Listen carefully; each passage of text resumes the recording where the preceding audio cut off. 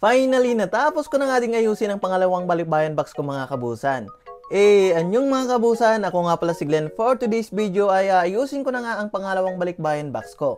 Tuwing weekends lang din kasi na nahaharap ko ito lalo na kung wala akong pasok ng Sabado. Kaya hindi nga ako pumasok ngayon at gagawin ko nga ang balikbayan box ko. Eto nga, kauuwi ko nga lang galing sa trabaho. At naisipan ko nga din na ayusin ang balikbayan box ko para maipadala na. Pero bago yan, kailangan din natin muna may laman ang tiyan para may lakas. Mahirap din naman kasi na magtrabaho kung gutom. Hindi ko na nga din napigilan ang sarili ko na buksan ang isang palaman. Total may tinapay naman akong nabili kaya ako na muna ang unang titikim nito mga kabusan. Dax naman. Try lang natin kung masarap. Masarap din naman talaga. Linagyan ko nga pala ng kumot sa may pinakailalim mga kabusan nang sa ganun hindi ito direkta sa mga ilalagay ko at dagdag protection na din ito kasi ito ang pinaka-support niya sa mga mabibigat na ilalagay ko. Saka ako naman linagay dito yung mga spam kasi ito yung mga mabigat at matitigas kahit mapatungan ay okay lang mga kabusan. Yung iba naman dito na pwedeng pumutok, linagyan ko nga ng damit at binalot ko ito nang sa ganun may dagdag protection din ito. Yung mga palaman naman ay linagyan ko lang ng bawat isa nito ng mga tapes sa may takipan nang sa ganun mas sigurado na hindi ito magbubukas. Kailangan din kasi talaga na ma-secured ito. Linagay ko na nga din dito yung may iba pang mga kape. Kapag nagpapabalik-bayan box talaga ako, tinatanggal ko talaga yung karton nila nang sa ganon, hindi ito kain sa space. Siyempre, kailangan din natin na masulit na malagyan ang bawat space nito. Kaya itong mga kape talaga ang ginagawa kong paniksik sa mga gilid-gilid nito. Ayos naman siya na nilalagay ko ng paniksik para hindi siya aalog-alog mga kabusan.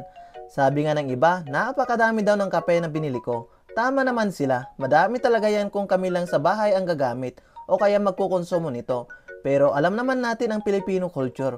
Madami tayong mahal sa buhay, kapamilya, syempre kahit papaano mabahagian din naman natin sila kahit kaunti. Hindi naman ito sa dami o liit ang matatanggap, ang importante meron, di ba? Kaya pagdating sa Pinas, kaunti na lang ito. Hindi rin naman ako tinuruan ng mama namin na magdamot.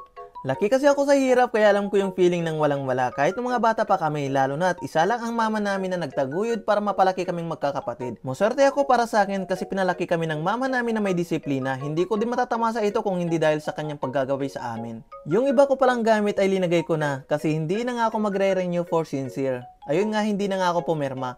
Pero ayun nga, binibigyan pa rin ako ng chance ni Sadyang Nin na pag-isipan namin mabuti. Actually, nakaraang mga buwan pa ay excited na talaga ako na umuwi at nakaset na yun sa utak ko ang makasama ang mag-ina ko at ang pamilya ko. Nagpaalam nga din ako kay Sadyang Nin na mag-early exit na pero ayaw niya kaya pinarebook niya nga din ulit ang ticket ko. Sabi ko sa sarili ko, kunting araw na lang naman na kaya tsatsagain ko na. Sabi niya nga din sa akin sana mapag-isipan ko na bumalik din sa company niya. Kaya sabi ko na lang pag-isipan ko muna para hindi siya mangulit. Dito nga sa may pinakagitna ng balikbayan box ko, dito nga linagay yung mga chocolates mga kabusan para hindi ito mapitpit. Pinili ko talaga dito yung mga mag-expire ng 2025 at nang sa ganon kahit tumagal kaunti ay makakain pa din namin. Mahirap naman din kasi kapag mabilis ma-expire, mapapabilis din maubos. Dax daw. Saka ako naman sinunod dito yung mga nabili kong ramyun nung nakaraang linggo. Kumuha nga ako ng iba't ibang klase. Yung iba dito hindi ko pa nasubukan kaya kumuha lang din ako ng kaunti para matikman man lang. Dahil nga sa madami akong kape dito kaya ito na nga ulit ang sinunod ko na pinatong. Linagay ko na nga din dito ang mga iba kong gamit. Mga gamit at pantalon na hindi ko na ginagamit.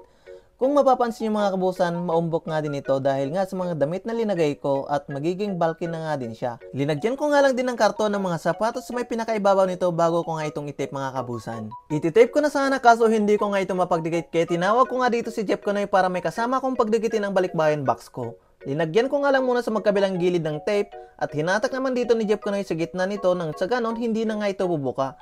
Ay iba na naman ang nasa isip mo na bubuka kabusan. Laks naman. May kagandahan kapag may kasama ka sa bahay, although kaya naman yun nga lang mas mahirap at mas matagal. At nung okay na hindi na nga bubuka kaya pinagpatuloy ko na nga din itong lagyan ng duct tape. Pumatong na nga din ako dito sa ibabaw ng balikbayan box nang sa ganon mas mabilis kong malagyan ng mga tape mga kabusan. Nakailang duct tape nga din ang naubos ko dito, linagyan ko kasi ng ilang patong kabilaan nang sa ganon mas secured at mas matibay mga kabusan. Gaya nga ng sinabi ko, ayaw ko talaga nang nagtitipid sa ganitong bagay. Gusto ko secured talaga na makarating sa bahay namin ang balikbayan box ko. Sayang kasi yung efforts na ginugol ko kapag nasira at may damage dahil nga nagtipid ako sa tape. Although minsan nasa nagde-deliver na din yun kahit gaano pa yan katibay. Eto na nga ulit yung nakakahilong part mga kabusan. Itong paglalagay ko ng duct tape ng paikot-ikot. Nakakahilo talaga at mabilis nakakapagod. Kapag natapos na ang pagtitape sa unang layer, ulit-ulitin lang ito gaya ng sa unang proseso ng pagtitape hanggang sa masabi mo na ayos na. Salitan nga pala ang paglagay ko dito ng mga tape. Mahirap magpuno ng balikbayan box mga kabusan kung alam nyo lang. Ang makaka-relate lang nito mga kapwa ko OFW o kaya naging OFW na nasubukan na magpabalikbayan box. Pero ang kagandahan naman nito kapag napuno na, masaya sa pakiramdam kasi alam mong mapapasaya mo ang pamilya mo nito. Katulad sa akin noon, first time ko magpabalikbayan box. First time lang din na makaranas ng mama namin na makatanggap ng balikbayan box. Laking tuwa niya kasi sa mga pinadala ko na gagamitin nila sa pang-araw-araw.